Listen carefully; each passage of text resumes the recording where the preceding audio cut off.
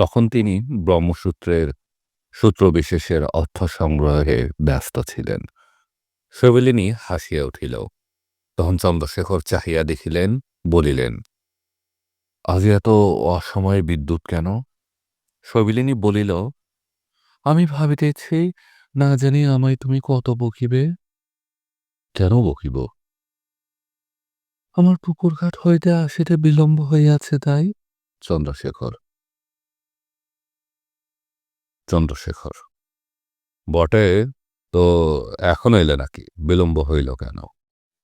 শৈবালিনী, একটা গোরা আসিয়াছিল, তার সুন্দরী ঠাকুরঝি যখন ডাঙায় ছিল, আমায় ফেলিয়া দৌড়াইয়া পালাইয়া আসিল। আমি জলে ছিলাম, ভয়ে উঠিতে পারিলাম না। ভয়ে এক গলা জলে গিয়া দাঁড়াইয়া রহিলাম। সেটা গেলে তবে উঠিয়া আসিলাম। চন্দ্রশেখর অন্যমনে বলিলেন, আর আসিও না। এই বলিয়া আবার সাঙ্কর ভাষ্যে মনোনিবেশ করিলেন। রাত্রি অত্যন্ত গভীর হইল। তখনও চন্দ্রশেখর প্রমা, মায়া, স্ফোট, অপরিষেত্য ইত্যাদি তর্কে নিবিষ্ট। শৈবালিনী প্রথমত স্বামীর অন্নব্যর্জন তাহার নিকট রক্ষা করিয়া আপনি আহারাদি করিয়া পাশস্থ সহ্যোপরি নিদ্রায় অভিভূত ছিলেন। এ বিষয়ে চন্দ্রশেখরের অনুমতি ছিল। অনেক রাত্রি পর্যন্ত তিনি বিদ্যা আলোচনা করিতেন। অপর রাত্রে আহার করিয়া শয়ন করিতে পারিতেন না। সহসা সৌদপরি হইতে পেচকের গভীর কণ্ঠ শ্রুত হইল। তখন চন্দ্রশেখর অনেক রাত্রি হইয়াছে বুঝিয়া পুঁতি বাঁধিলেন। সে সকল যথাস্থানে রক্ষা করিয়া আলস্য বশত দণ্ডায়মান হইলেন। মুক্ত বাতায়ন পথে কৌমুদী প্রফুল্ল প্রকৃতির শোভার প্রতি দৃষ্টি পড়িল। বাতায়ন পথে সমাগত চন্দ্রকিরণ সুপ্ত সুন্দরী শৈবালিনীর মুখে নিপতিত হইয়াছে। চন্দ্রশেখর প্রফুল্ল চিত্তে দেখিলেন, তাহার গৃহ সরোবরে চন্দ্রের আলোতে পদ্ম ফুটিয়াছে। তিনি দাঁড়াইয়া দাঁড়াইয়া দাঁড়াইয়া বহুক্ষণ ধরিয়া প্রীতি বিস্ফোরিত নেত্রে শৈবালিনীর অনিন্দ সুন্দর মুখমণ্ডল নিরীক্ষণ করিতে লাগিলেন। দেখিলেন, চিত্রিত ধনুখণ্ডবৎ নিবিড় কৃষ্ণ ভ্রূণযোগুল তলে মুদ্রিত পদ্মকরক সদৃশ্য লোচন পদ্ম দুটি মুদিয়া রইয়াছে। সে প্রশস্ত নয়ন পল্লবে সুকোমল সমগামিনী রেখা দেখিলেন। দেখিলেন ক্ষুদ্র কমল করপল্লব নিদ্রাবেশে কপলে ন্যস্ত হইয়াছে, যেন কুসুম রাশির উপরে কে কুসুম রাশি ঢালিয়া রাখিয়াছে। মুখমণ্ডলে করস্থাপনের কারণে সুকুমার রসপূর্ণ তাম্বুলাগা রক্ত ওষ্ঠাধর ঈশ্বচ্ছিন্ন করিয়া মুক্তা সদৃশ দন্তকেশী কিঞ্চিত মাত্র দেখা দিতেছে। একবার যেন কি সুখ স্বপ্ন দেখিয়া সুপ্তা শৈবালিনী ঈষৎ হাসিলেন। যেন একবার জ্যোৎস্নার উপর বিদ্যুৎ হইল, আবার সেই মুখমণ্ডল পূর্ববোধ সুষুপ্তি সুস্থির হইল। সে বিলাস চাঞ্চল্য শূন্য সুষুপ্ত সুস্থির বিংশ বর্ষিয়া যুবতীর প্রফুল্ল মুখখানা দেখিয়া চন্দ্রশেখরের চক্ষে অশ্রু বহিল। চন্দ্রশেখর শৈবালিনীর সুষুপ্তশীর মুখমণ্ডলে সুন্দর কান্তি দেখিয়া অশ্রুমোচন করিলেন। ভাবিলেন, হায়, কেন আমি ইহাকে বিবাহ করিয়াছি? এ কুসুম রাজপুকট শোভা পাইত শাস্ত্র অনুশীলনে ব্যস্ত ব্রাহ্মণ পণ্ডিতের কুটিরে এ রত্ন আনিলাম কেন? আনিয়া আমি সুখী হইয়াছি, সন্দেহ নাই, কিন্তু শৈবালিনীর তাহাতে কি সুখ? আমার যে বয়স, তাহাতে তার আমার প্রতি শৈবালিনীর অনুরাগ অসম্ভব, অথবা আমার প্রণয়ে তাহার প্রণয় আকাঙ্ক্ষা নিবারণের সম্ভাবনা নাই। বিশেষ আমি তো সর্বদা আমার গ্রন্থ লইয়া বিব্রত। আমি শৈবালিনীর সুখ কখন ভাবি? আমার গ্রন্থগুলি তুলিয়া পারিয়া এমন নবযুবতীর কি সুখ! আমি নিতান্ত আত্মসুখপরায়ণ, সেই জন্য ইহাকে বিবাহ করিতে প্রবৃত্তি হইয়াছিল। এক্ষণে আমি কি করিব? এ ক্লেশ সঞ্চিত পুস্তক রাশি জলে ফেলিয়া দিয়া আসিয়া রমণী মুখপদ্ম কি এর জন্মের সারভূত করিব? ছি ছি, তাহা পারিব না। তবে কি এই নিরাপরাধিনী শৈবলিনী আমার পাপের প্রায়শ্চিত্ত করিবে? এই সুকুমার কুসুমকে কি অতৃপ্ত যৌবন তাপে দগ্ধ করিবার জন্যই মন্ত্রচ্যুত করিয়াছিলাম? এরূপ চিন্তা করিতে করিতে চন্দ্রশেখর আহার বলিতে ভুলিয়া গেলেন। পরদিন প্রাতে মীর মুন্সির নিকট হইতে সংবাদ আসিল, চন্দ্রশেখরকে মুর্শিদাবাদ যাইতে হবে, নবাবের কাজ আছে। তৃতীয় পরিচ্ছেদ, লরেন্স ফস্টার। বেদগ্রামের অতি নিকটে পুরন্দপুর নামে গ্রামে ইস্ট ইন্ডিয়া কোম্পানির রেশমের একটি ক্ষুদ্র কুঠি ছিল। লরেন্স ফস্টার তথাকার ফ্যাক্টর বা কুঠিয়াল। লরেন্স অল্প বয়সে মেরি ফস্টারের প্রণয়াকাঙ্ক্ষার হত্যাশ্বাস হইয়া ইস্ট ইন্ডিয়া কোম্পানির চাকরি স্বীকার করিয়া বাংলায় আসিয়াছিলেন। এখনকার ইংরেজদিগের ভারতবর্ষ আসিলে যেমন নানাবিধ শারীরিক রোগ জন্মে, তখন বাংলার বাতাসে ইংরেজদিগের অর্থবহরণ রোগ জন্মিত। ফস্টার অল্পকালেই সে রোগে আক্রান্ত হইয়াছিলেন। সুতরাং মেরির প্রতিমা তাহার মন হইতে দূর হইল। একদা তিনি প্রয়োজন বশত বেদগ্রামে গিয়াছিলেন। ভীমা পুষ্করিণীর জলে প্রফুল্ল পদ্মস্বরূপা শৈবলিনী তাহার নয়ন পথে পড়িল। শৈবলিনী গোড়া দেখিয়া পলাইয়া গেল, কিন্তু ফস্টার ভাবিতে ভাবিতে কুঠিতে ফিরিয়া গেলেন। ফস্টার ভাবিয়া ভাবিয়া সিদ্ধান্ত করিলেন যে কটা চক্ষের অপেক্ষা কাল চক্ষু ভালো এবং কটা চুলের অপেক্ষা কাল চুল ভালো। অকস্মাৎ তাহার স্মরণ হইল যে সংসার সমুদ্রে স্ত্রীলোক তরুণী স্বরূপ, সকলের সে আশ্রয় গ্রহণ করা কর্তব্য। যে সকল ইংরেজ এদেশে আসিয়া পুরোহিতকে ফাঁকি দিয়া বাঙালি সুন্দরীকে এ সংসারে সহায় বলিয়া গ্রহণ করেন, তাহারা মন্দ করেন না। অনেক বাঙালি মেয়ে ধনলোভে ইংরেজ ভজিয়াছে, শৈবলিনীকেই ভজিবে না? ফস্টার কুঠির কারকুনকে সঙ্গে করিয়া আবার বেদগ্রামে আসিয়া বনমধ্যে লুকাইয়া রহিলেন। কারকুন শৈবলিনীকে দেখিল, তাহার গৃহ দেখিয়া আসিল।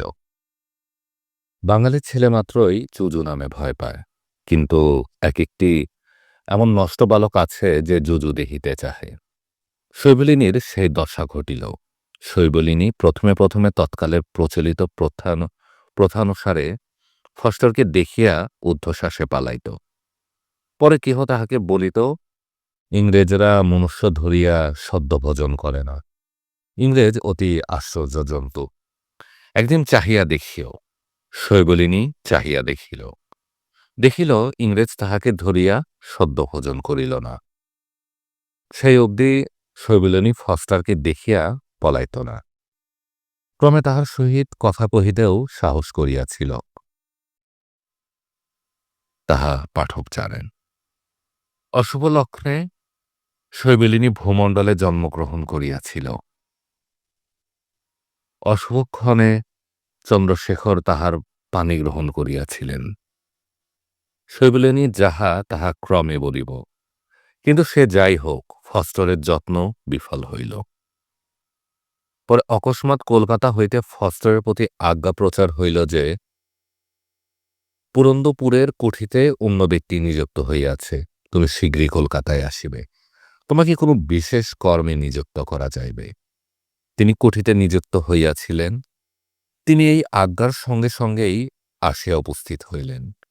ফস্টারকে সদ্যই কলকাতা যাত্রা করিতে হইল। শৈবলিনীর রূপ ফস্টারের চিত্ত অধিকার করিয়াছিল।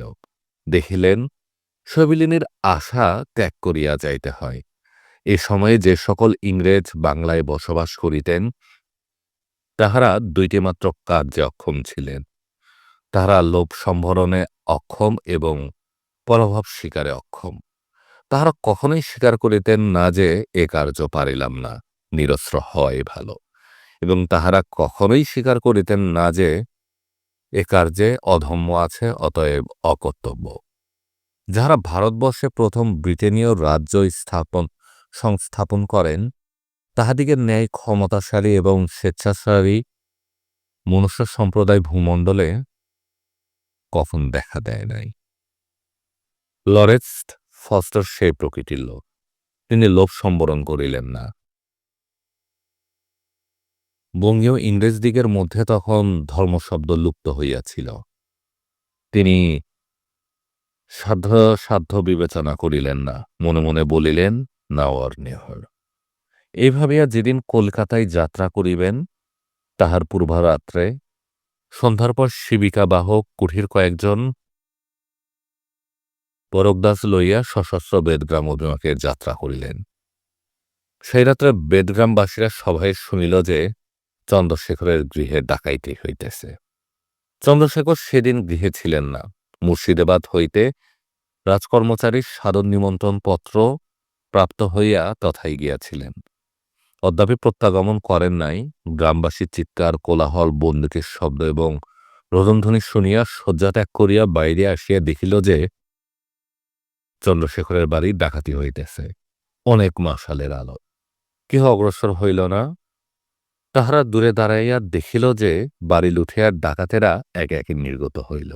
বিস্মিত হইয়া দেখিল যে কয়েকজন বাহকে একখানি শিবিকা কন্ধে করিয়া গৃহ হইতে বাহির হইল। শিবিকার দ্বার রুদ্ধ, সঙ্গে পরন্দপুরের কুঠির সাহেব। দেখিয়া সকলে সভয়ে নিস্তব্ধ হইয়া সরিয়া দাঁড়াইল। দস্যুগণ চলিয়া গেলে প্রতিবেশীরা গৃহমধ্যে প্রবেশ করিল। দেখিল দ্রব্য সামগ্রী বড় অধিক অপসৃত হয় নাই, অধিকাংশই আছে, কিন্তু শৈবলিনী নাই। কেহ কেহ বলিল সে কোথাও লুকিয়ে আছে, এখনই আসবে। প্রাচীনেরা বলিল আর আসিবে না, আসলেও চন্দ্রশেখর তাহাকে আর ঘরে লইবে না। যে পালকি দেখিলে ওই পালকির মধ্যে সে গিয়াছে। যাহারা প্রত্যাশা করিতেছিল যে শৈবলিনী আবার ফিরিয়া আসিবে, তাহারা দাঁড়াইয়া দাঁড়াইয়া শেষে বসিল। বসিয়া বসিয়া নিদ্রায় ঢুলিতে লাগিল। ঢুলিয়া ঢুলিয়া বিরক্ত হইয়া উঠিয়া গেল। শৈবলিনী আসিল না। সুন্দরী নামে যে যুবতীকে আমরা প্রথম পরিচিতা করিয়াছি, সেই সকলের শেষে উঠিয়া গেল। সুন্দরী চন্দ্রশেখরের প্রতিবাসিনীর কন্যা, সম্বন্ধে তাহার ভগিনী শৈবলিনীর সখী। আবার তাহার কথা উল্লেখ করিতে হইবে বলিয়া স্থলে এ পরিচয় দিলাম। সুন্দরী বসিয়া বসিয়া প্রভাতে গৃহে গেল। গৃহে গিয়া কাঁদিতে লাগিল। চতুর্থ পরিচ্ছেদ, নাপিতানী। ফাস্টার স্বয়ং শিবিকা সম্ভি বাহারে লইয়া দূরবর্তিনী ভগীরথীর তীর পর্যন্ত আসিলেন। সেখানে নৌকা সুসজ্জিত ছিল। শৈবলিনীকে নৌকায় তুলিলেন। নৌকায় হিন্দু দাসদাসী এবং প্রহরী নিযুক্ত করিয়া দিলেন। এখন আবার হিন্দু দাসদাসী কেন? ফস্টার নিজে অন্য যানে কলিকাতায় গেলেন। তাহাকে শীঘ্রই যাইতে হবে। বড় নৌকায় বাতাস ঠেলিতে ঠেলিতে সপ্তাহে কলিকাতায় যাওয়া তাহার পক্ষে অসম্ভব। শৈবলিনীর জন্য স্ত্রীলোকের আরোহণ উপযোগী যানের সুব্যবস্থা করিয়া দিয়া তিনি জানান্তরে কলিকাতায় গেলেন। এমতো শঙ্কা ছিল না যে তিনি স্বয়ং শৈবলিনীর নৌকার সঙ্গে না থাকিলে কেহ নৌকা আক্রমণ করিয়া শৈবলিনী উদ্ধার করিবে। ইংরেজের নৌকা শুনিলে কেহ নিকটে আসিবে না। শৈবলিনী নৌকার মুঙ্গরে যাইতে যাইতে বলিয়া গেলেন। প্রভাত বাতোত্থিত ক্ষুদ্র তরঙ্গমালার উপর আরোহণ করিয়া শৈবলিনীর সুবিস্তৃতা তরণী উত্তরাভিমুখে চলিল। মৃদনাদী বাচিশ্রেণী তরতর শব্দে নৌকাতলে প্রহত হইতে লাগিল। তোমরা অন্যস্বট প্রবঞ্চক ধূর্তকে যতবারও বিশ্বাস করিও, কিন্তু প্রভাতবায়ুকে বিশ্বাস করিও না। প্রভাতবায়ু বড় মধুর।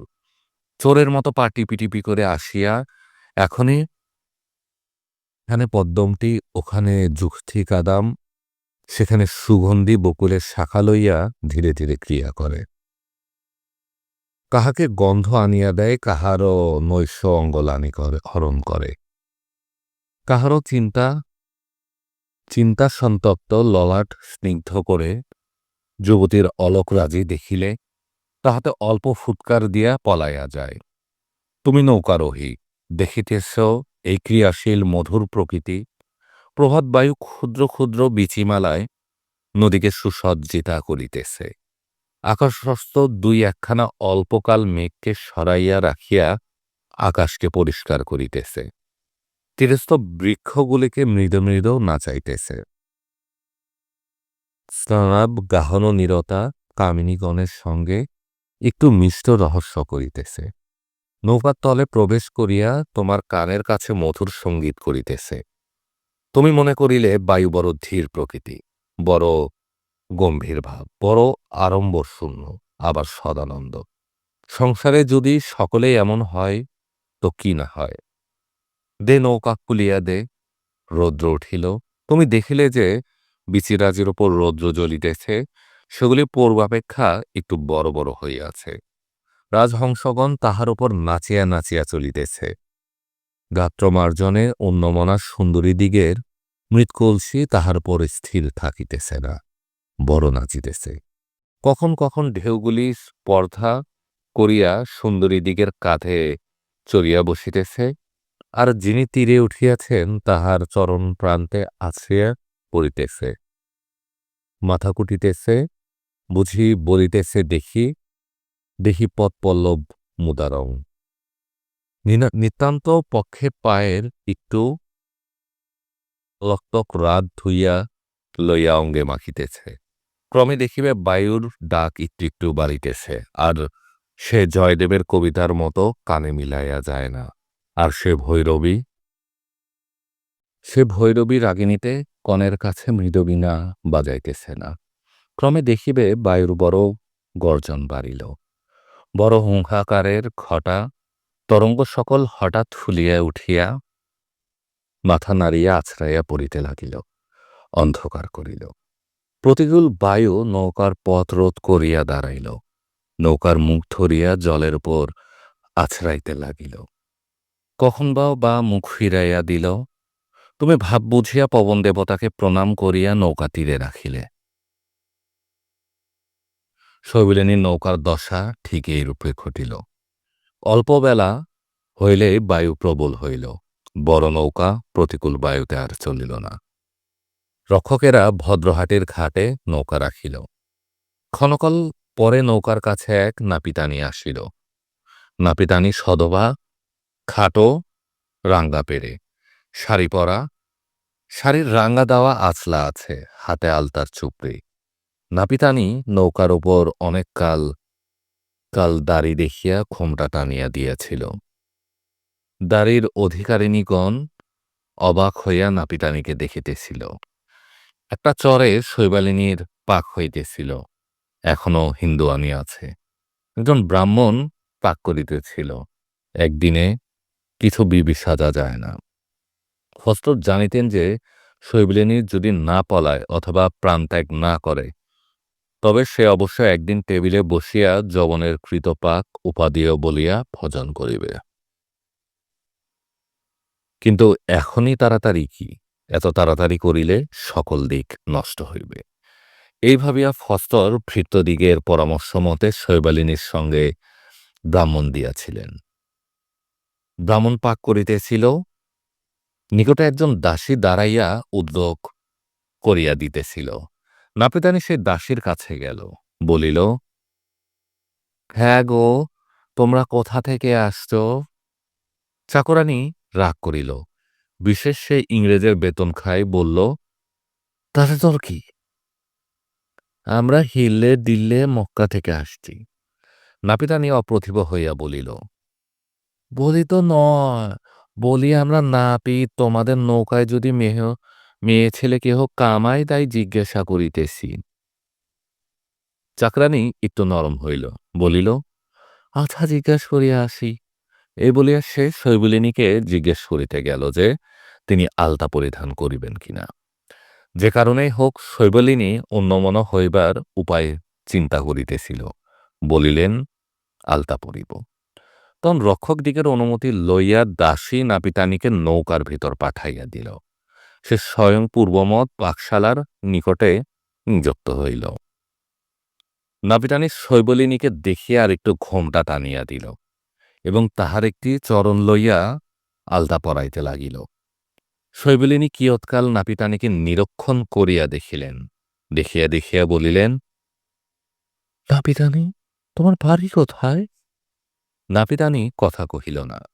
শৈবলিনী আবার জিজ্ঞাসা করিলেন, নাপিতানী, তোমার নাম কি? তথাপি উত্তর পাইলেন না। নাপিতানী, তুমি কাঁদছ? নাপিতানী মৃদুস্বরে বলিল, না। হ্যাঁ, কাঁদছ? বলে শৈবলিনী নাপিতানীর অবগুণ্ঠন মোচন করিয়া দিলেন। নাপিতানী বাস্তবিক কাঁদিতেছিল। অবগুণ্ঠন মুক্ত হইলে নাপিতানী একটু হাসিল। শৈবলিনী বলিলেন, আমি আসতে মাত্র চিনেছি, আমার কাছে মোটা ঘোমটা, মরণ আর কি। তা এখানে এলি কোথা হতে? নাপিতানী আর কেহ নহে, সুন্দরী ঠাকুরছি। সুন্দরী চোখের জল মুছিয়া কহিল, শীঘ্রই যাও, আমার এই শাড়ি পরো, ছাড়িয়া দিতেছি। এ আলতা চুপড়ি নাও, ঘোমটা দিয়া নৌকা হইতে চলিয়া যাও। শৈবলিনী বিমনা হইয়া জিজ্ঞাসা করিলেন, তুমি এলে কেমন করে? সুন্দরী, কোথা হইতে আসিলাম, কেমন করিয়া আসিলাম, সে পরিচয় দিন তো পাই, তো পরে দিব। তোমার সন্ধানে এখানে আসিয়াছি। লোকে বলিল, পালকি গঙ্গার পথে গিয়াছে। আমিও প্রাতে উঠিয়া কাহাকে কিছু না বলিয়া হাঁটিয়া গঙ্গা তীরে আসিলাম। লোকে বলিল, বজরা উত্তর মুখে গিয়েছে, অনেক দূর, পা ব্যথা হইয়া গেল। তখন নৌকা ভাড়া করিয়া তোমার পাছে পাছে আসিয়াছি। তোমার বড় নৌকা চলে না, আমার ছোট নৌকা, তাই শীঘ্রই আসিয়া ধরিয়াছি। শৈবলিনী, একা একা এলি কেমন করে? সুন্দরীর মুখে আসিল, তুই কালামুখী সাহেবের পালকি চড়ে এলি কেমন করে? তুই অসময় বুঝিয়া সে কথা বলি, কিন্তু অসময় বুঝিয়া সে কথা বলিল না। বলিল, একলা আসি নাই, আমার স্বামী আমার সঙ্গে আছেন। আমাদের ডিঙ্গি একটু দূরে রাখিয়া আমি নাপিতানি সাজিয়া আসিয়াছি। শৈবলিনী, তারপর? সুন্দরী, তারপর তুমি আমার এই শাড়ি পরো, এ আলতা চুপড়ি নাও, ঘোমটা দিয়া নৌকা হইতে নামিয়া চলিয়া যাও। কেহ চিনিতে পারিবে না। তীরে তীরে যাইবে, ডিঙ্গিতে তোমার স্বামীকে দেখিবে। নন্দাই বলিয়া লজ্জা করিও না, ডিঙ্গিতে উঠিয়া বসিও। তুমি গেলেই ডিঙ্গি খুলিয়া দিয়া তোমার বাড়ি লইয়া যাইবেন। শৈবলিনী অনেকক্ষণ চিন্তা করিলে, পরে জিজ্ঞাসা করিলেন, তারপর তোমার দশা কি হবে? আমার জন্য ভাবিও না। বাংলায় এমন ইংরেজ আসে নাই, সুন্দরী বামনীকে নৌকায় পুরিয়া রাখিতে পারিবে। আমরা ব্রাহ্মণের কন্যা, ব্রাহ্মণের স্ত্রী। আমরা মনে দৃঢ় থাকিলে পৃথিবীতে আমাদের বিপদ নাই। তুমি যাও, যে প্রকারে হয় আমি রাত্রির মধ্যে বাড়ি যাইব। বিপত্তি ভঞ্জন মধুসূদন আমার ভরসা। তুমি আর বিলম্ব করিও না। তোমার নন্দাইয়ের এখনো আহার হয় নাই। আজ হবে কিনা তাও বলতে পারি না। শৈবলিনী, ভালো, আমি যেন গেলাম, গেলে সেখানে আমায় ঘরে নিবেন কি? সুন্দরী, ইলো, কেন ঘরে নিবেন না? না নেওয়াটা পড়ে রয়েছে আর কি। দেখ, ইংরেজ আমায় কেড়ে এনেছে, আমার কি আর জাতি আছে? সুন্দরী বিস্মিতা হইয়া শৈবলিনীর মুখপানে চাহিয়া নিরীক্ষণ করিতে লাগিল। শৈবলিনীর প্রতি মর্মভেদী তীব্র দৃষ্টি করিতে লাগিল। অসিতি স্পৃষ্ট বিষধরের ন্যায় গর্বিতা শৈবলিনী মুখ নত করিল। সুন্দরী কিশ্চিৎ ক্রুশভাবে জিজ্ঞাসা করিল, সত্য কথা বলিবি? বলিব, এ গঙ্গার উপর বলিব। তোমার জিজ্ঞাসার প্রয়োজন নাই, অমনি বলিতেছি। সাহেবের সঙ্গে আমার এ পর্যন্ত সাক্ষাৎ হয় নাই।